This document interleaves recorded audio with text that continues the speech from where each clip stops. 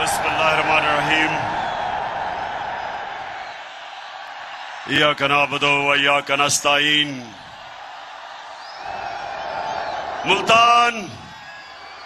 मुल्तान आपका दिल से शुक्रिया अदा करता हूं। बहुत बहुत शुक्रिया शानदार इस्तकबाल का।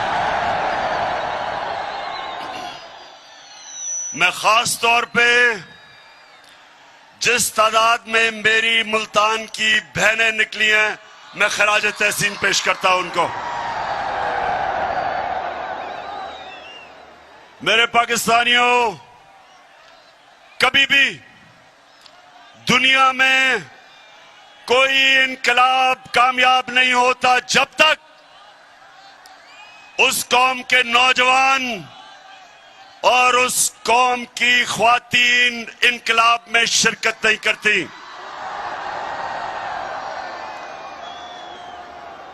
और ये जो इनकलाब, इंशाअल्लाह ये जो इनकलाब आ रहा है, मैं हमेशा दुआ करता था अल्लाह से कि अल्लाह एक दिन मेरी कौम को जगा दे और उसको उसमें इतनी शऊर पैदा कर दे और इतना उस कौम को बेदार कर दे कि वो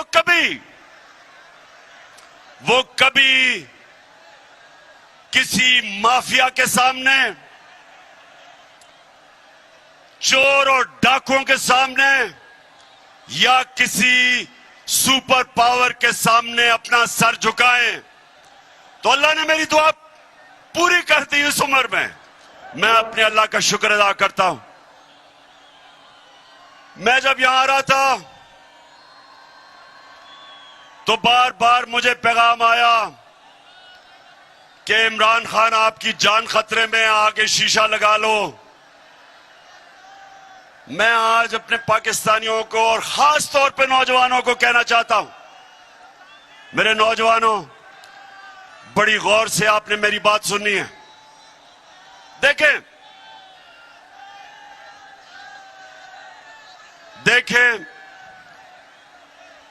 कुरान की एक आयत है, अल्लाह कहता है जो लोग ईमान ले आए अल्लाह उनके खौफ दूर कर देता है। मेरे पाकिस्तानियों, ये याद रखें और मैं अपने नौजवानों को खास तौर पे कहना चाहता हूं, खौफ, मरने का खौफ, जिल्लत का खौफ, अपनी रिस्क या नौकरी जाने का खौफ, ये एक बड़े इंसान को एक छोटा सा इंसान बना देता है। जिसने भी आज तक दुनिया में कोई बड़े काम किए, और पाकिस्तानियों आपने बड़े बड़े काम करने हैं अभी, तो अपने ज़हन में डाल लें कि जब तक आप इस खौफ के बुत को तोड़ेंगे नहीं, आप इसको एक अजीम कौम नहीं बना सकते। मेरे नबी सल्लल्लाहु अलैहि वसल्लम ने मदीना में क्या किया? लोगों को आजाद कर दिया, खौफ से आजाद कर दिया, पैसे की लालच से आजाद कर दिया, मैं की पूजा करने वालों को बड़े इंसान बना के बड़ी सोच दे दी थी। और वही लोग जिनकी हैसियत नहीं थी, दुनिया की उन्होंने इमामत की। मुल्तान, ये गौर से सुन लो, आज तक कोई बड़ा बिजनेसमैन नहीं बना जो नुकसान से डरता हो। आज का किसी फौजी ने बड़े तगमे नहीं लिए जो मौत से डरता हो। क्रिकेटर भी, जो क्रिकेटर हारने से डरता है उसे जीतना नहीं आता। जिस बैट्समैन को तेज बॉलर से गेंद लगने का खौफ होता है वो बड़ा बैट्समैन नहीं बनता। जिस दुनिया के पहले इंसान ने दुनिया के सबसे बड़े पहाड़ के ऊपर चला था, माउंट एवरेस्ट के ऊपर। जब एक एडमंड हिलरी चला था, तो उससे पहले जिन्होंने भी कोशिश की थी उस पहाड़ पे चढ़ने की, या वो मर गए थे और या वो फेल हो गए थे। तो जब पहले इंसान ने सबसे ऊंचे पहाड़ पे चढ़ा, तो अपने खौफ के ऊपर काबू पाया। तो मैं आज अपनी कौम को कहना चाहता हूं कि ये जो हमें करप्ट और बुज़दिल हुक्मरानों ने खौफ दिलवाया हुआ है कि जब तक आप अमेरिका के जूते पॉलिश नहीं करेंगे, आप आगे नहीं बढ़ सकते।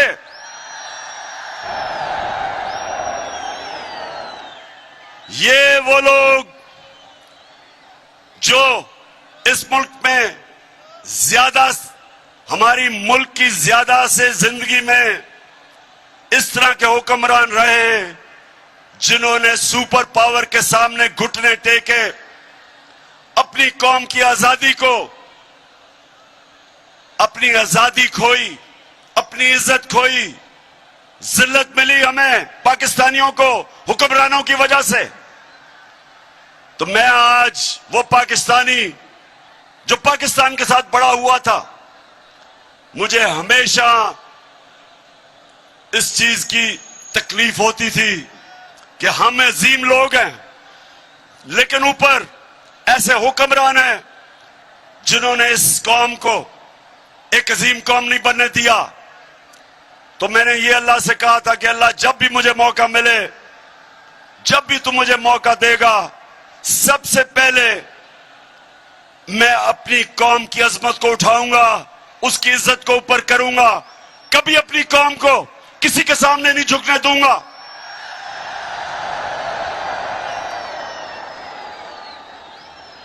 और पाकिस्तानियों, इसीलिए ये साजिश की गई। साजिश की किसने? 30 साल से जो इस मुल्क को लूट रहे थे, जिनके ऊपर करप्शन के केसेस थे,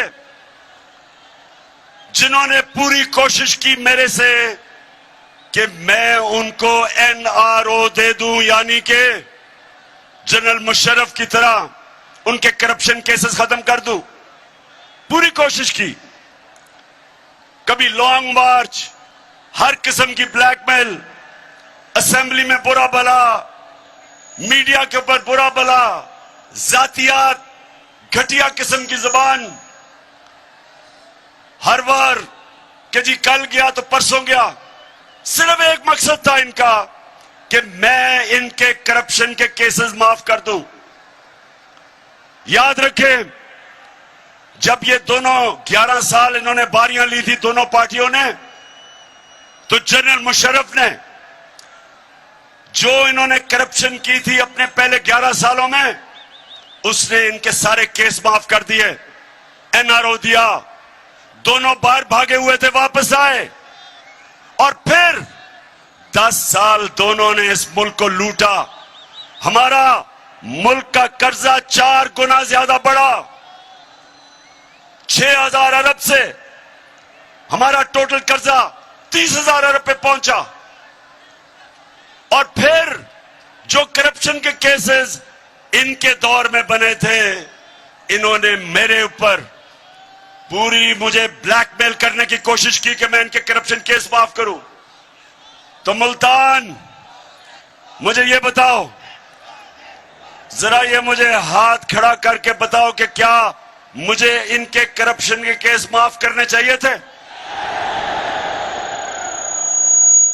अगर मैं इनके करप्शन के केसेस माफ करता, इसका मतलब कि मैं इक्तदार में एक नजरिए के लिए नहीं आया था, मैं इंसाफ की तहरीक चलाने नहीं आया था। इसका मतलब मैं भी कुर्सी की सियासत करने आया था। जिस तरह जनरल मुशर्रफ ने अपनी कुर्सी बचाने के लिए इनको माफ किया, तो इन्होंने फिर साजिश की। लंदन में जो भगोड़ा बैठा हुआ था,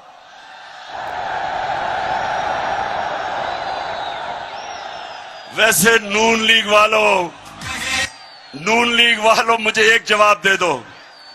कभी कभी नून लीग वालों अगर सुन रहे हो मुझे इसका जवाब दो। मुझे अभी तक समझ नहीं आ रही कि कभी भी कोई इंसानी माशरा कभी गीदड़ को भी लीडर मानता है? नून लीग वालों अगर सुन रहे हो तो खुदा के वास्ते मुझे जवाब दो। कभी गीदड़ लीडर बन सकता है? पहले मुशर्रफ का दौर, मुशर्रफ ने जब इसको जेल में डाला तो आसिफ जरदारी ने कहा कि अटक जेल में। अब ये आसिफ जरदारी इत्तेहादी है इसकी स्टेटमेंट थी कि अटक में जो जेल में नवाज शरीफ था वहां टिश्यू पेपर खत्म हो गया इसके आंसुओं से, रो रो के मिन्नतें करी कि मुझे बाहर भेज दो। और मुशर्रफ ने इतना जुल्म किया, इसके करप्शन केसेस रोक के इसको बाहर भेज दिया। बाहर जाके झूठ बोला कि कोई मुआहदा करके नहीं आया। वो फिर मुआहदा सामने आ गया 8 साल के बाद। शर्म भी नहीं आई, शर्म भी नहीं आई झूठ बोल के। इस बारी फिर झूठ बोल के, ड्रामा करके, मैं जी बहुत बीमार हूं, हमें बताया गया कि ये तो शायद जहाज पे भी ना बैठ सके, इतना बीमार है। हमारी वजीर शिरीन मजारी, उसने जब बीमारियों का सुना वो रोना शुरू हो गई कैबिनेट में कि जी बेचारे को जाने दें, देखे ना इसका हाल, देखे शक्ल, देखे इसकी। कई बेचारी बूढ़ी ख्वातीन ने जब जिस तरह की वो शक्ल बनाता है रोने वाली, उन्होंने भी कहा जी देखें खुदा के वास्ते इसको जाने दे। वो चला गया बाहर। जैसे ही जहाज पे चढ़ा एक नया नवाज शरीफ आ गया, बीमारी खत्म। ऐसे सीढ़ियों पे चढ़ा कि ऐसे लग रहा था कि ओलंपिक्स के लिए ट्रेनिंग करने के लिए है। और जैसे ही लंदन की हवा लगी तो उसके बाद नवाज शरीफ वहां बैठ के एक सियासतदान बन गया।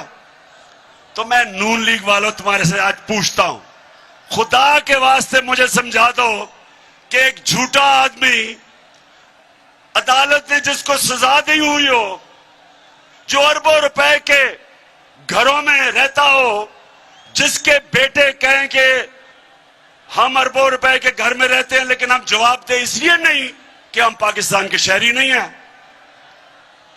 कैसे नून लीग वालों आप इस आदमी के पीछे चल सकते हो? कैसे चल सकते हो? और फिर तो छोटा भाई लाहौर हाई कोर्ट में गया और कहता कि मैं गारंटी करता हूं एफिडेविट पे कि ये वापस आ जाएगा। शहबाज शरीफ तुम्हें तो उसी को पर सजा देनी चाहिए। अदालत में आपने झूठा एफिडेविट दिया, फिर ये यहां बैठा, उसने उधर से साजिश की, साथ मिल गया आसिफ जरदारी, ऊपर से जो आप सब जानते हैं कौन मिला इनके साथ, और कौन?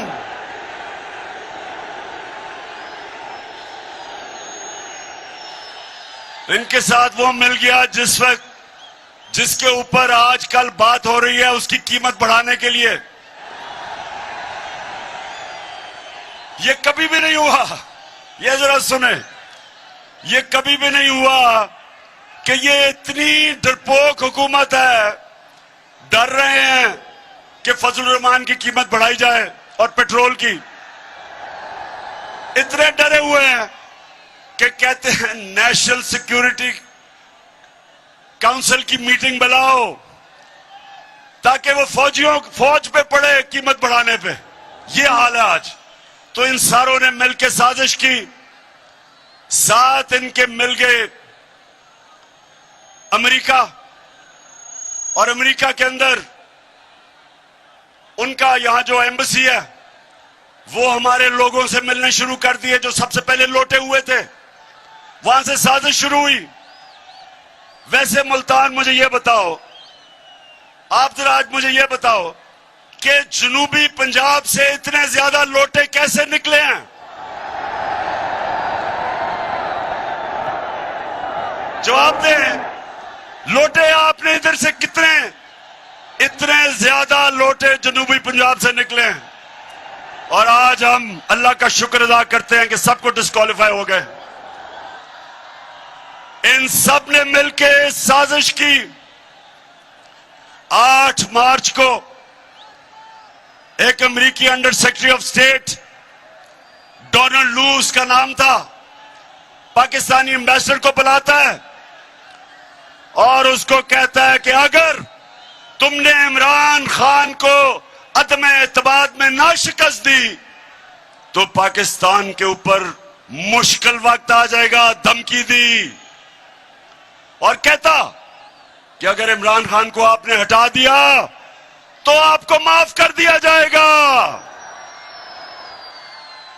मेरे मुल्तान के लोगों, क्या आपको अमरीकनों से माफी की जरूरत है?